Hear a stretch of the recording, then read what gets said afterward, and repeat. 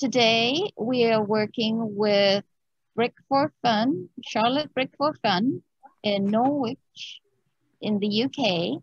And we have here Samantha Spearman, who is granddaughter of Arthur Looff and great-granddaughter of Charles I.D. Looff, German woodcarver and carousel creator. And Charlotte is doing an interview with Samantha. Go ahead, Charlotte. What were your early memories of the pike? My early memories were being a young girl and before preschool even, and my father used to call me his little helper, and he would take me to do all of his errands.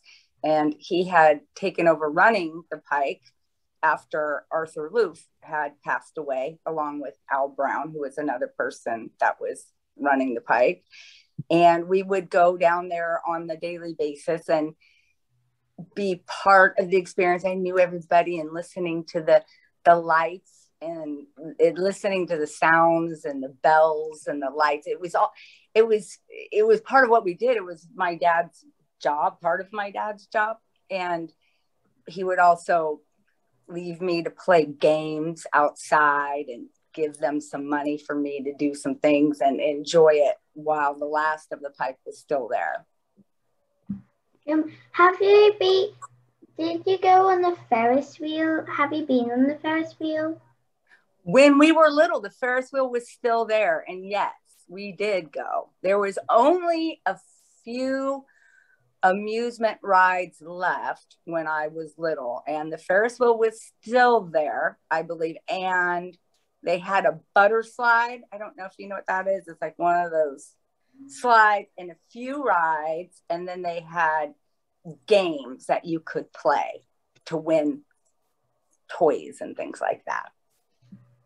What did you like doing at the pike? You know, for me, it was all of it. It was the feeling, the atmosphere, it was fun.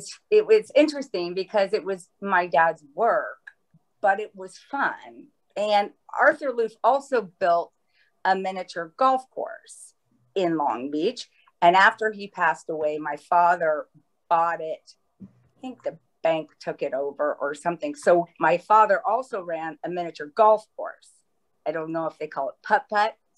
So my life was always around his creations, and it was fun. It was neat because it was family, but it was fun. And the people who worked for us were like family as well.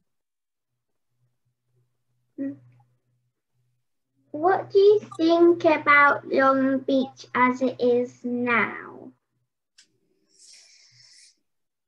Oh boy. Well, I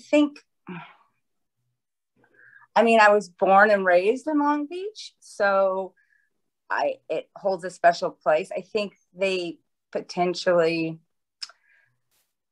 made some decisions that weren't the best decisions, but I love it. I love being there. I love the fact that people are still holding on to the history of it.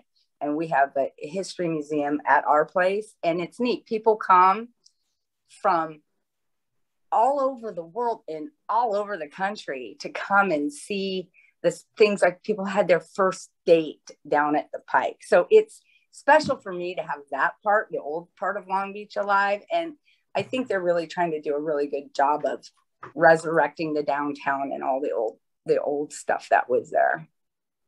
And if you could change Long Beach, what would you do? Oh, goodness. That's a great question. What would I do? Well, you know what? I never even thought I'd have that opportunity. Let me think what I would do. I think I would bring back a lot more of the historical part of it. Also, yeah, goodness, What else would I do? On a simple thing, my dad had this thing about the roads, but it looks like they're fixing the roads. The roads are a mess around Long Beach, and it makes it a little bit difficult to get around sometimes.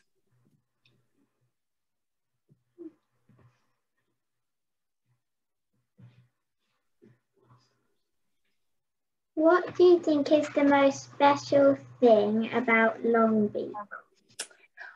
I love its diversity, and it has history, and it's eclectic. There's little pockets of neighborhoods that have their own identity. You can drive just a few blocks and feel like you're in a completely different place. There's, you know, downtown and 4th Street and 2nd Street, and Naples, the canals. It's a very unique town. It really is. It's very close. Where the neighborhood I grew up was very family oriented. It's just diverse. You can drive just a little bit this way or just a little bit that way and be in a completely different atmosphere. So that's my favorite. If someone was to visit, what would you recommend? What would you recommend? Oh, I would, well, obviously where the shoreline and where the Pike was, and the Queen Mary is still there. And actually my grandmother and my grandfather took the last voyage on the Queen Mary from England to Long Beach when they parked the Queen Mary to stay in Long Beach. So they were the last they were on the boat on the Queen Mary when it made its final voyage here. So there's history there. Again, like 2nd Street is different. You know, the downtown, the Pine area, they're trying to resurrect. There's some nice old buildings and architecture down there. And 4th Street is kind of an artsy kind of district. So probably that. And the aquarium is lovely. What do you have some hobbies you still do? Hobbies. I love to cook. I have 2 girls of my own. They are 22 and 23 now. And we spend a lot of time together. We're very close, the 3 of us. And we still have family dinners all the time since they've been busy. We also have a piano, which right here, if you can see. So my girls, I had them take piano lessons, and then I had never learned. So I started taking lessons with them. So I am trying to get better on the piano when I have time. So, and what else do I like to do? I like nature. I like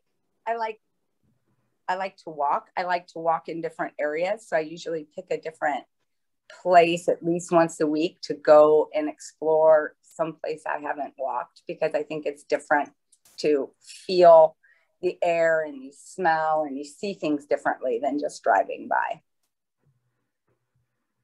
Where's your favorite place to go? Oh, my favorite place to go. Well, I know this sounds a little bit different, but I really like to go to work. I like it there. I feel my father passed away 6 years ago. I feel like he's there and my staff is like family. So it's comforting to be there. And let's see, where else do I like to go? I used to live in San Diego. And so if we try to make a quick getaway, I go to San Diego. But in Long Beach, I like everything. I don't go too far. And I go to church, and I like to go to church. I've heard of an episode called Carmen San Diego. Oh, really? It is. San Diego is it's a special place as well. It's very, very special. It's a really neat place to go.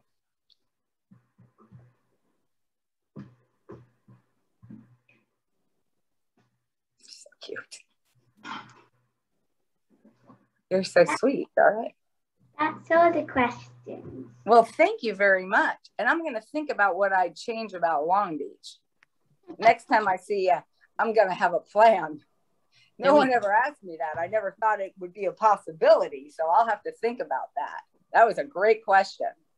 Samantha. Yes. Oh, thank you, Charlotte, so much. Those were very thoughtful questions. Obviously, you have planned your interview. That was awesome.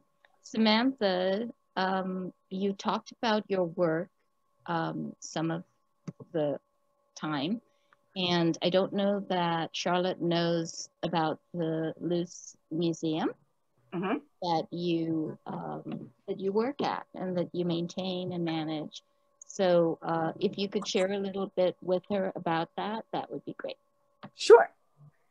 So what was left of the Pike when we had to move was a game called Light-A-Line, and they built that in 1945, and it's a pinball style bingo game. So we moved everything from down at the Pike to our new building, and my dad had also saved some of the original Charles I.D. horses and some of Arthur's horses, their carving tools, all kinds of things from the Pike. We have pictures before and after.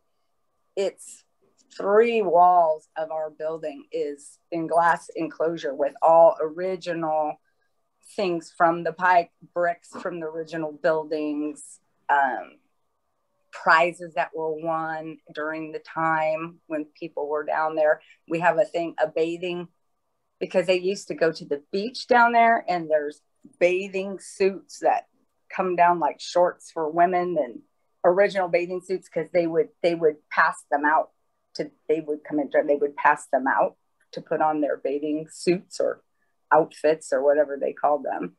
And it's a complete collection and we have an original scale that was down there, the carving tables that my grandfather used, all the equipment, the knives, the chisels, all those things, some stones that he would put on.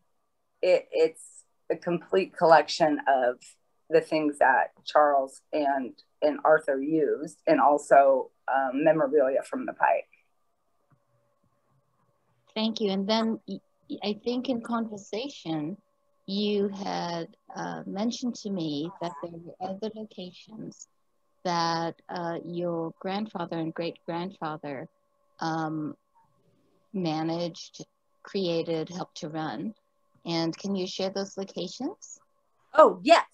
So, and they always, even in the New York Times, they were always by the railroads. So my great-grandfather had 6 children. His oldest was unfortunately killed by a trolley. But the other 5 children, he set the other 4 up with carousels in Rhode Island and New York, Coney Island. He built the first carousel on Coney Island, and he left. And then Arthur and Charles came to Long Beach in 1910. And so they built the carousel at the Pike, and then they built the Santa Monica Pier, the pleasure pier with a double-decker carousel. That was their first one that they did there. And then Arthur went further up to Santa Cruz, and actually in 1989 he built the Big Dipper. It was called, I think, Big Dipper. I'm trying to remember. Big Dipper. And he built, it still is the country's largest, and if not the world's largest, wooden roller coaster, and it's still there. And it was named a historical landmark in 1989.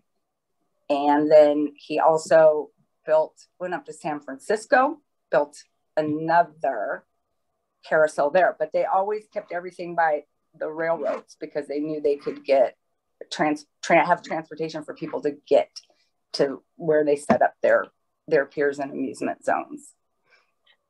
And I don't know if you know this, and I think this is the truth as I say this, but I look for amusement zones now, right? Mm-hmm. And right.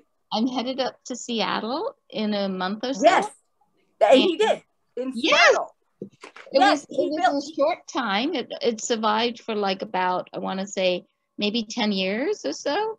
Yes. Yeah. So So he got mad at Santa Cruz because there was the Great Depression hit, and he tried to get them to come down on the lease, that what he had to pay. So, and they wouldn't budge. So he left and went up to Seattle. And then that's when he did that. Exactly. And then he walked away from that. It was the biggest thing. It was a big battle because the depression hit, and he wasn't getting the revenue for the money spent out to build that. Sure. So yes, he did do Seattle. And then he also built the Carousel in Griffith Park. And that's the one where Walt Disney says he would take his daughter there and they would sit on a bench. And that's where he came up with the idea, by seeing how much joy his daughter had on the merry-go-round, the carousel. That's how he came up with to build Disneyland and do amusements and take it to a bigger level. There you go. And yeah. So and it's still there. Yeah. To these amusement zones, to your grandfather, your great-grandfather. And I wanted to, so the one in Griffith Park is still there? Yes. And good for me to know, because one day I'll actually get out from behind my computer and go out and find some of these places. I'll go with you. I don't get out too far either. Too. And then the other thing is that, oh my gosh, you mentioned the double-decker carousel. I only recently learned that there were such things. And there might even have been a triple-decker carousel somewhere, which is crazy. They did the first one, and if you still go to the Santa Monica Pier, the building is still there. It's a single one. It's just a single level now. And I'm not sure if it's a Looff, but all around the outside it'll talk about Loofs, but you can see the height of the ceiling. That was a double-decker carousel. Needed to house the double-decker carousel. That's pretty awesome. And and Santa Cruz and the roller coaster is still there, so that's pretty awesome too. So sorry, I got a phone. Somebody was calling, so I had to get them off. Sorry. Sure. But anyway, it's 11:30, and I think it's time. Charlotte has to go to bed because it's close to your bedtime, or maybe it's even past your bedtime, Charlotte. Oh my goodness, Charlotte. Not quite, but almost. But she has to get prepped for bed. And thank you so much. And Charlotte, would you like to say thank you to Ms. Spearman? Thank you. Oh, thank you. Have sweet dreams. I look forward to seeing you soon. And Charlotte, during our event on the 21st, will be sharing her presentation on Great Yarmouth. So that's pretty nice. And I cannot wait. Yeah, and she's interviewing a neighbor who went there quite a bit. So how exciting. Bye. Thank you so much. See you soon. Bye. Bye. Bye, Samantha. Thanks. Bye-bye. We appreciate it. Thank you.